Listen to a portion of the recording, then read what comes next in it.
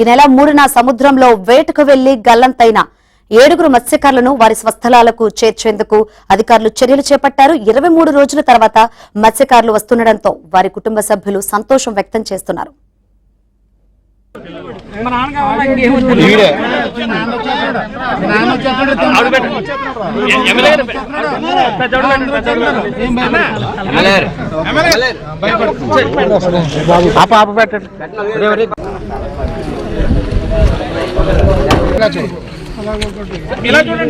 బాబుకి తినిపించిన చూడండి సార్ ఎమ్మెల్యే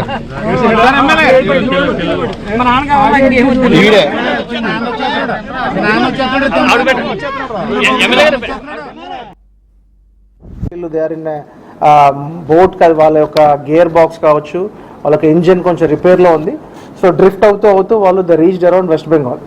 సో అక్కడ ఉన్న ఆ బోట్ మెన్ వాళ్ళు వీళ్ళని ఐడెంటిఫై చేసి దెన్ వీళ్ళని రెస్క్యూ చేసి, so almost it took around 10 hours for them.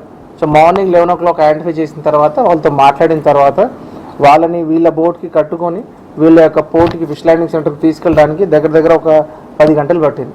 So by evening 4:35 slowly we got the information. So by 10 o'clock ఈ 7 members along with the boat they reached the port.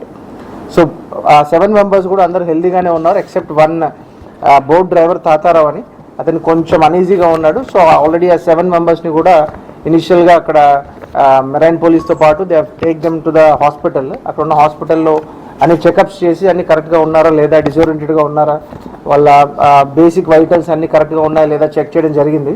Then afterward they were about to అక్కడ వాళ్ళ యొక్క guest house ఏదైతే boat owners association ఉందో అక్కడ అందులో వాళ్ళు rest తీసుకున్నారు. సో స్టేట్ గవర్నమెంట్కి ఇంటిమేట్ చేయడం అండ్ ఆనరబుల్ సీఎం గారు అండ్ ఈవెన్ ఆనరబుల్ PM గారు కూడా దీని గురించి బ్రీఫ్ చేయడం జరిగింది. సో వీళ్ళందరూ కూడా